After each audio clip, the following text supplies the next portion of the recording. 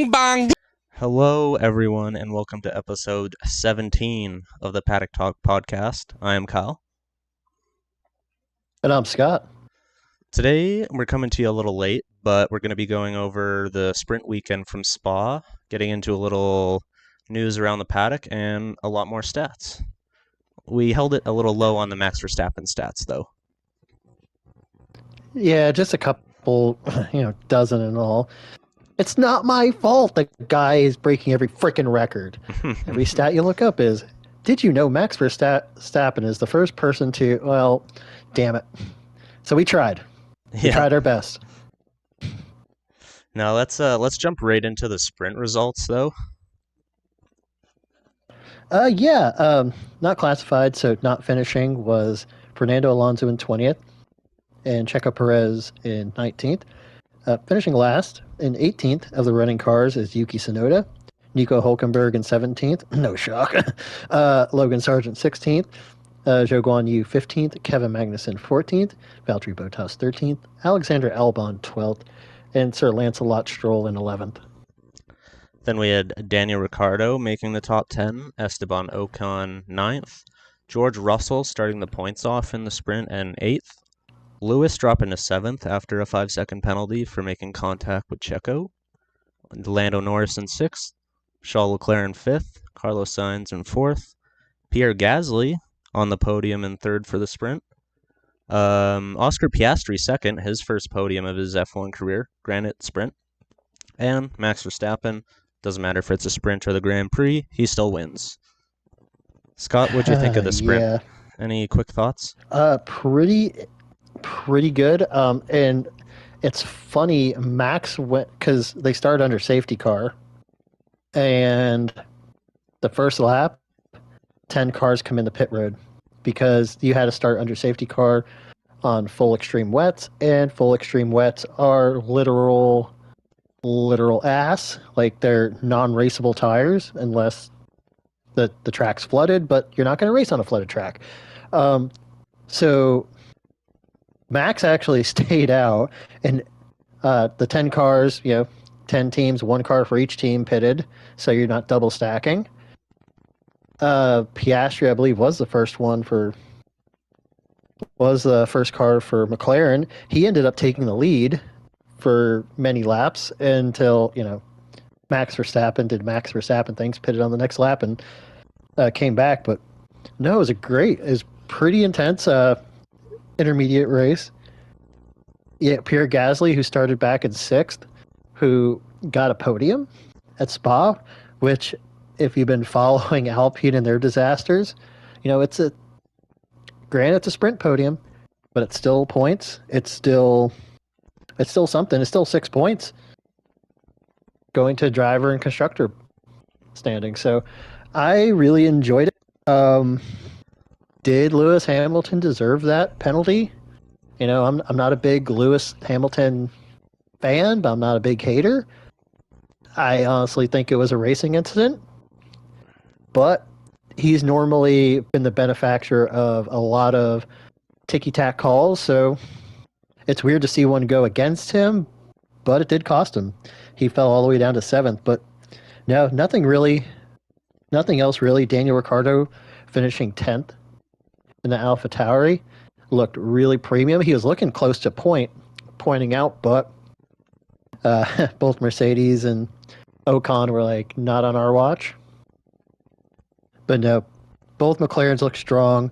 Both Ferraris look strong. It was really good mixed batch.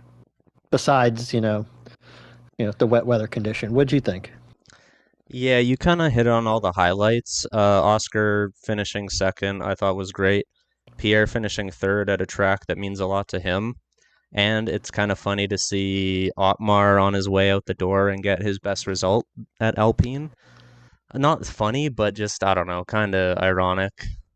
And Lewis, the penalty, I don't know, on the video of when you look at the dash cam from Lewis's car, it does look like Checo cuts in pretty hard right into Lewis's way. But I also feel like we've seen Lewis come out of a lot of situations like that, especially when in his championship battle with Max. I feel turning in, and he just does that just quite doesn't get out of the way, and he causes an incident that benefits him. Mm. So I'm not quite sure if that penalty was warranted, like you said, but yeah, the wet weather, you can never expect anything, right? Yeah, especially on a wet track. It's you don't have the best control of your car.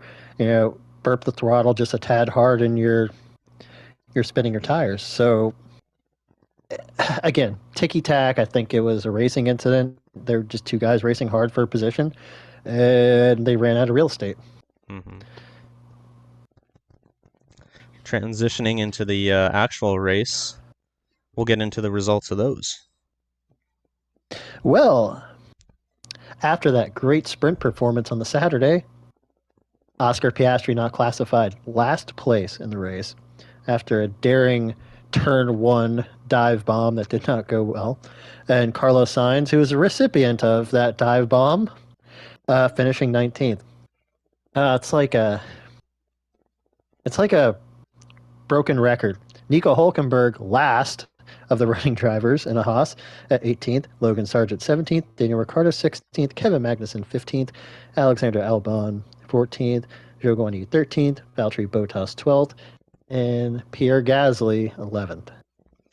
Then we had Yuki Tsunoda in 10th, Lance Stroll in ninth, Esteban Ocon in 8th, Lando Norris in 7th, George Russell in 6th, Fernando Alonso in 5th, Lewis Hamilton in 4th, Charles Leclerc in 3rd, Checo Perez in 2nd, and Max Verstappen winning his 8th Grand Prix in a row.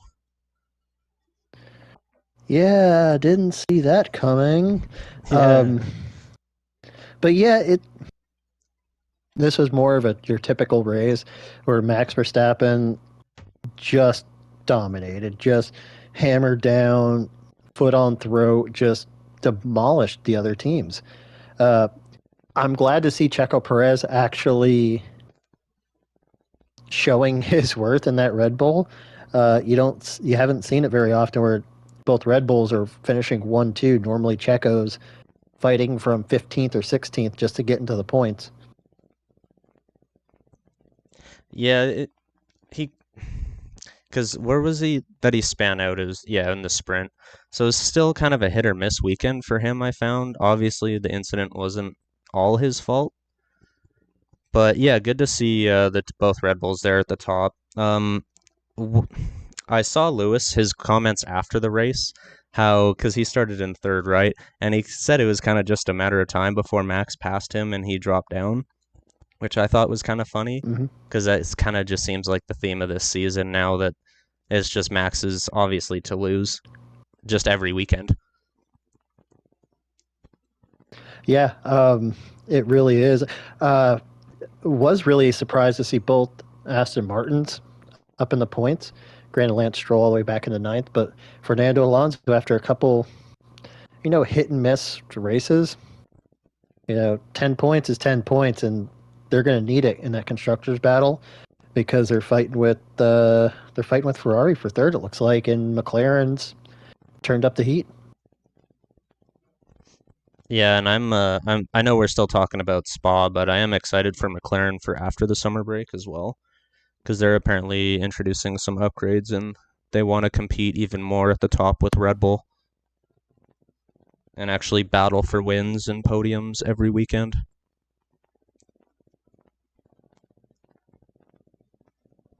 And then, another thing I thought was impressive during the race was Esteban Ocon finishing eighth, and then Gasly right outside the points. Because, like I said earlier, just the stuff they've been dealing with at Alpine lately. We got people telling them to sell the team.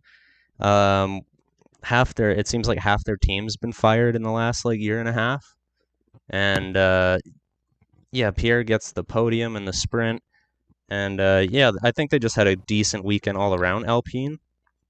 So hopefully things are on the way up for them. No cars were injured during the filming of this Yeah, no double F1 DNF race. again. So that's always good on the budget. But yeah, Yuki Tsunoda finishing 10th in that Alpha Tauri, which has been the worst car on the field all year round. Well, most year round. Normally the Haas is fighting back and forth, but they somehow got points for a couple races. So, um, but yeah, it was nice to see Yuki in that car pointing out in 10th. Um, all around. Norris in 7th. Like Oscar Piastri started, I think, 7th as well. I think Norris started 6th and 7th, both McLarens. And if it wasn't for that dive bomb into turn one, I get where Carlos Sainz was mad about that dive bomb. There was no real estate going into turn one. But he's also got to remember, too, Piastri has been in a fast car the last few races. He's a rookie, and he just finished second in the sprint race. He's thirsting for that actual podium finish, race podium finish, because he hasn't gotten it. And I just think he just got overzealous going into one and just went where there wasn't much real estate and caused a minor collision. Was it as bad as Romain Grosjean forgetting to brake going into turn one? No, it was a low impact collision. But I think Piastri will get that podium before the year's out. Yeah, especially like I said earlier with those McLaren upgrades coming. I think you'll see them actually Mm-hmm. as they're hoping to compete with Max for wins. Um, Again, I kind of wanted to go over our predictions from last race as well. Now that we don't really have to preview some predictions, so I have them pulled up Yeah, we here. have a whole summer break, just like the F1 drivers and team principals. Yeah, so I have them up here. So Scott had his winner being Checo, so one position off. He had Shaw finishing second, which was one position off, and then Oscar finishing third, many positions off, as we all know what happened. And then, so I'll go over mine first. So I had Lando finishing first, which was wrong. I had Max finishing second, which was one off. And then I actually had Pierre finishing third for the race, which he finished third for the sprint. Not going to count it. But with our last picks, Scott, have we been counting DNFs in our last picks? We should be. Okay, because Yeah. yeah, if it was if because I picked Logan Sargent to finish last, so he would have been one position off, and you had Kevin Magnussen to finish last. Right car, just wrong Yeah, driver. yeah. Yeah, I don't want to hear this bullshit like did he or like is it not classified last? Is it running last? No. It's whoever finishes 20th is last in our Oh, predictions. okay, just checking, just checking. Don't try to wiggle out and say you were one position away. Okay, I'm just checking. But Hey, and just think, if those two didn't collide in turn one and had a normal race, I would have been right car, wrong person because Kevin Magnussen was definitely the slowest by a country mile. yeah, it's those hosses, man. I'm sorry, Nico Hulkenberg. Oh my God, I got Kevin Magnussen last on the brain, but no, Nico Hulkenberg was the slowest all weekend long. Actually, the last 2 weekends he's been just god awful in the race. Yeah, I guess we can probably leave the facts for a bit. Let's just get into Haas right now. So, I know we might have talked. We probably talked about it off show, but as we all know, Alfa Romeo is leaving Sauber as a sponsor, and I don't think it's confirmed by the team yet. But on Twitter, I've been seeing some things saying Sauber is going to be sponsoring F1 or not F1, sorry, Haas F1 starting in the 2024 season. So, Scott, do you think this is good? Do you think this is bad? Is this going to be more or less calls to Um, Gene? hate hate to uh, hate to just I said stifle it a bit, but Alfa you Romeo, mean sorry. Alfa Yeah, Romero? sorry. Yeah. Because I think it's going to be back to Sauber for 2 years, and Yeah. then it's going to be Audi in 2026. But um, you know, a guaranteed a cash flow is normally nice for you know for a team. Like most teams will take that guaranteed sponsor money and plaster their colors on a car. Um, I don't know if it's going to work for Haas because as I've on my soapbox on this podcast, I don't know if it's the money. I think it's the people working on the cars and the management above them that is the major issue. Uh, because Haas has had money. I mean, granted, they had that money issue with the whole rich energy, bad Santa guy who was writing checks that weren't clearing or never paying. So, I gave Haas a good year after that to recover. But they partnered with MoneyGram this year for extra money. So it's Haas, MoneyGram, F1. Uh,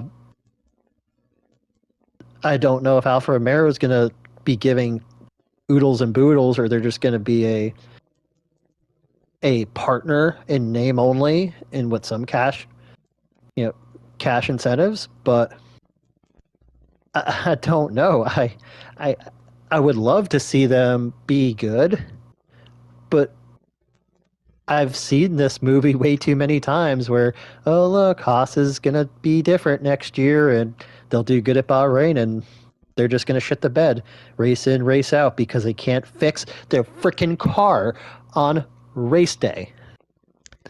Yeah, and I like didn't you want to talk about this. I'm gonna keep bringing up Haas, and like you alluded to in that little spiel there, the management up top. You, me, and JP talked about it off podcast about last week. Do you think possibly bringing in Otmar Zofnauer to maybe take control of the race related day to day stuff and bump Gene up to take care of more of the business side would help Haas at all? And obviously, with Otmar, we Uh, know he's linked at the hip with BWT, so that brings in also a ton more sponsorship money. so would it be Haas BWT Alfa Romero Racing, or would it be Alfa Romero BWT Haas Racing? Uh, this could be interesting. Like, does pink go well with the Italian colors? Like, I don't know because if you bring BWT in, you have to have that pink on your car. Yep. Um, yeah, we did talk about this, and you know what? I wouldn't be opposed to it because you can keep Gunter as your Zach Brown type, where Brown is not on the. He's on the pit wall, but he is not. Um, he is not your team principal, so that burden is off of him, and you keep Otmar on the wall as your team principal, and you kind of move Gunter into a middle management role between Gene and Otmar. I think that would be a perfect. You still get to keep Gunter on Drive to Survive, which is big ratings. You get to see him at the track every week, and maybe Otmar finds a way to get the team kind of shuffled. Like I've been saying all podcast long, is something needs to happen. There needs to be a shakeup because it's nothing's being done. Like it's the same old, same old. We need something done, and I wouldn't be opposed to it. Like shake it up. I think I messed up again too. I think I said bump Gene up. I meant Gunter. But We know what you meant. yeah, but yeah, to me it seems like Gene likes Gunther working for him because obviously he would have been fired by now just with the results they've had, and I think he wants to keep him around. But yeah, I think just a little bit of a shakeup would do well for that team, like you said. I think that's And enough yeah, beating like I was Melba. saying, you can keep Gunter on the team. He can do all the publicity stuff and everything. But then you have Altmaier as your guy on the wall, and he's your fall guy in case something happens. And you can put Gunter back on the wall as your team principal. Yeah. And we get to hear, no fuck smash my door. Mm-hmm. But this is the Paddock Talk show, not the Beat the Dead Horse Haas with a show. So let's get into some You news know, around the don't paddock. blame me. You're the one that brought it up. So don't blame me. Hey, I love it. I love the content. But no, like we brought up at the beginning of the show, lots of stats to talk about. It seems like every week Max breaks 10 to 20 records. Um, so since we are the fact and stat podcast, well, we are Paddock Talk, so we got to talk some stuff. Kyle, why don't you read our first little fun fact of the spa weekend? Yeah, so it was like I said at the beginning, it was Verstappen's eighth consecutive championship race win, just one short of the all-time record held by Sebastian Vettel from 2013 and that Red Bull as well. Um, Also, I Go ahead. Yeah, also prior to today, Verstappen had never won from six on the grid. It means he ties Fernando Alonso's record of 9 winning grid positions, which Ridiculous. which will probably go up Ridiculous. because he could take a new engine and a new ERS and new gearbox in all the same weekend and probably still win from 20th. Yeah, you're not wrong. You're really, really, really, really not wrong. Maybe not at Monaco, but any other track, yeah, pretty much. Mm-hmm. And I'll go with he's got 314 points so far this season, Max Verstappen. He's exceeded Sebastian Vettel's championship point totals from 2010 and 2012. Where Verstappen had, or Vettel had 256 points, and in 2012, 281.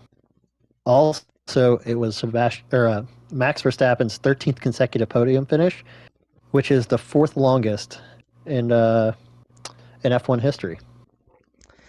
And continuing with Max Verstappen stats, he will also arrive at his home race next month, not having lost a Grand Prix or sprint events in 4 months. Since Azerbaijan, April 30th, he has not lost a race or a sprint. Can't believe I'm saying that. Also, in finishing 1-2 Yes. for their 12th Wow. win of the year, Red Bull broke the record for most victories from the beginning of a single season. McLaren won the first 11 races in 1988. Is Red Bull even going to lose a race this season, Scott? I don't know. Well, like we said before, this next race after the summer break, like there is no freaking way Max is losing the Dutch Grand Prix. No freaking way. Like Mm-hmm. he's gonna like he'll lie, cheat, and steal, and make sure he gets that W. Mm-hmm. I also see a lot of people saying that he has two home Grand Prix because his mom is Belgium and his dad's Dutch, but he races under the Dutch flag, Yep, right? Okay, yeah. he does. But yeah, that's why before they brought Zandvoort back, the Belgian Grand Prix was technically his home Grand Prix. Mm, Uh, and then Austria is the third home Grand Prix because that is Red Bull's home country. Actually started in Austria. Uh, hey, let's get to some non-Max Verstappen stats. yay! With finishing ninth in the Belgian Grand Prix, Lance Stroll tied his best ever Belgian Grand Prix finish when he finished ninth in 2020. And also, let's stay on Lance Stroll, has not had a top 8 finish in the last 5 races because his dad doesn't love him enough to give him the number 1 car when Fernando Alonso is his teammate. Yeah, we'll get into some Sonoda stuff here now. Yuki Tsunoda took P10 and has scored all of AlphaTauri's points in 2023. He's also finished 10th on 3 occasions this year: Australia, Azerbaijan, and Belgium. And I've also And like been. I said, No, go ahead. I was going to say, with the worst car on the grid right now, like, that's pretty good.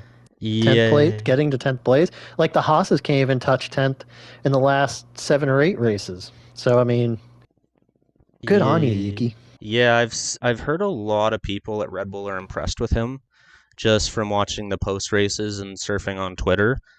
A lot of people are impressed with the season he's put together at Red Bull, and they're thinking about maybe replacing Checo with him. That's what I'm seeing. It won't happen. It will not happen, sir. Yeah, Yuki has definitely matured, definitely since the last 2 years, because if we remember, he was kind of like Nicholas Latifi. Like, you didn't know if he was going to wreck or finish a race, and this year he seems to be very, very more confident. Granted, he's in a slower car, so it's hard to kind of overdrive the slowest car in the grid. But he's very confident driving. Like, he's not making major mistakes. Uh, so I mean, you gotta say, like, if he's maturing this well in the worst car, like, yeah, maybe eventually put him in the Red Bull.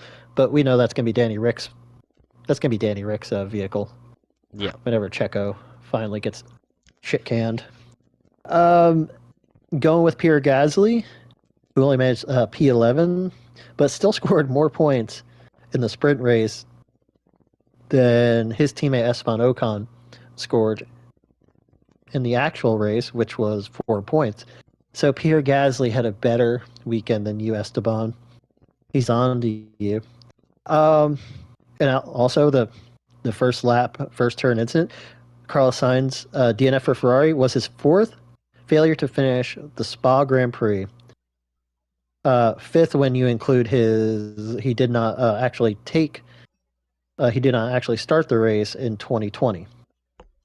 And And I'll let you get the last stat. our last stat, Oscar Piastri's early DNF for McLaren was his first retirement since his F1 debut at Bahrain at the start of the season. And if we all remember, that was a completely different McLaren design than what they are racing in right now. That car at the beginning was barely raceable. Lando had 6 pit stops in the first race of the season, if you can remember the back that far. So yeah, good to see him in a Oh, better I car. remember, and it was bad. I remember us talking about it afterwards. It was really, really, It really, really, really bad. very bad. It's yeah, like have we ever seen a turnaround like that in Formula One, Scott? Because I'm a newer fan, and we're like, if we remember McLaren at the beginning of the season, they were talking about 4 to 5 races into the season they were looking forward to before even Bahrain started. Yeah, not that I can think of off the top of my head, like going from that bad to this good. Like throughout the years, we've always seen teams slowly but surely get better over the season. Unless you're a freaking Haas and you just get worse and worse and worse. All right, I'm off. I'm off then. We're good. Um, but no, normally teams do progress throughout the year and get a tad better and more competitive, but not going from an absolute cluster from race one and going to like back-to-back podiums. The last 2 races minus Spa, but I mean, Lando Norris still finished 7th, and Oscar Piastri still had a fast car. He could have been a top 5 car. Um, I don't know. Like this is a pretty big jump that I've ever can really remember. Like from the start of a season to halfway point. hmm Yeah, it's just really interesting to see. And I know we were talking about um, what if Ottmeyer like comes to Haas maybe next year, or I don't know if there's a loop in his contract, a non-compete until his contract technically ends.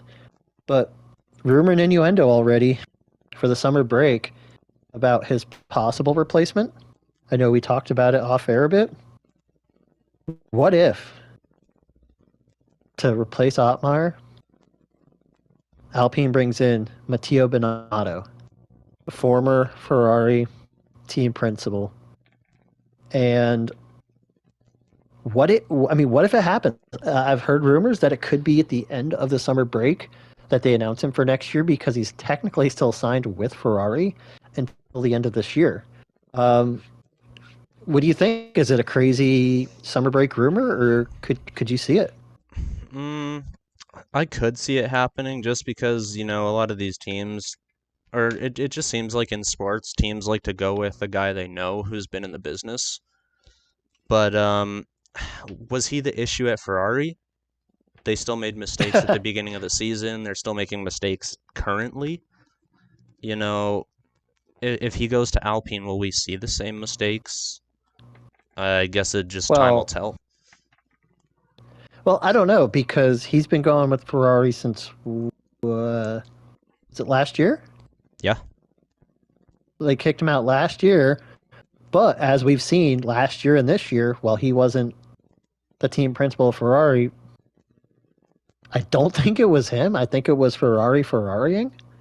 Uh, but the way Alpine's been, they've really gutted a ton of their senior staff. Like a lot of guys are gone, and you're looking at a team that just picked up new partial ownership. And what was it, Michael B. Jordan and Ryan Reynolds for the tune of $200 million Yeah. stake into ownership of the team.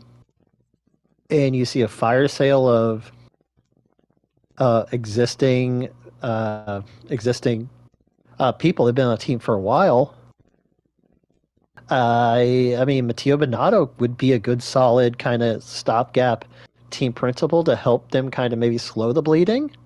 Hmm. But you still have higher level positions you got to fill. But I wonder, and I've heard rumors too. Wild. This is a more wild rumor that they're thinking of bringing Bonato in so that they can stop producing the Renault engine and switch to a Ferrari power unit in the future. Renault's been in Formula One for a long time, haven't they? Like, would that mean they A switch to? really long time. Would that mean they're switching? Like, they have another team lined up to take on their engine, or do you think they'll be involved in Formula One in a different way? Well, see, here's the thing. Like, are they making enough? But as of right now, they don't have anybody lined up. Um, it was rumored that with Michael Andretti wanting to go into F1, that they would actually use the Alpine engine and brand it Cadillac until GM was able to actually get a working works engine, you know, going. So that would have been more cash flow going to the team. But as of right now, nobody's switching to Alpine. They've been kind of middle of the road. At least some of at least Ferrari's been powerful when it doesn't catch on fire. Mercedes and Honda, or I'm sorry, Red Bull powertrains have been the class of the field. Um, I I don't know. Like maybe they're at the point where nobody's buying their power units. That's also affecting their cash flow. Maybe they're just saying, you know what, we'll be done with it, and then we'll just be a customer team. Yeah, because every other team on the grid is either on Mercedes, Ferrari, or Honda, right? Or the RB power unit. Yep. Um, and Aston Martin is already switching over to Honda Yeah. and 2026 because Honda's back in the game. So it's either going to be and Red Bull powertrain is going to be bad under Ford. So like they have no customers in the future up until the new 2026 engine regulations. Why bother building a power unit? Why bother in putting in that much money into an engine program that you have no customers for? Yeah. No, yeah, it's weird. And I like to see Bonato. I thought he got the raw deal uh, with Ferrari. He was definitely the scapegoat. I'd like to see him kind of come back and show that he wasn't a bad team principal. Like I want to see him succeed, and I think Alpine with those two drivers when they're not crashing each other would be a good would be good for them. Would be good to have a competent team principal to help them through. Yeah, and we need more scenes of him and Gunter in the hills having Oh my breakfast on god, Drive to Survive. dude, you're not wrong, man. You're so not wrong. No, never wrong. Well, that's all I got for my notes, unless you got anything. No, I think we hit it all, buddy. We got our Haas shit talking out of the way. We're good. Well, at least I can control my blood pressure and not have to rage for 3 more weeks. I can kind of woosah. Well, sorry about the late show. I know Spa was last weekend, but lives, work schedules, and everything in between gets kind of iffy. But we got the show out of the way. We're gonna have a couple more shows during the F1 summer break to get in a little casual F1 talk to engage with everybody. They'll be on our social media, so please check it out. Comment with, let us know. Um, just always, always a pleasure recording, talking F1 for the millions and millions of the Paddock Talk listeners out there. I really appreciate everything. Please appreciate you guys listening. Uh, as always, I've been Scott. I've been Kyle. Thank you for listening, and we'll be back with another show next week. Have a good rest of your week and have a good weekend. Thank you. Hey everyone, thanks for listening to Paddock Talk. Don't forget to like and share the episode and check out Paddock Talk on Spotify, Apple Podcasts, YouTube, Facebook, Instagram, Twitter, and Discord.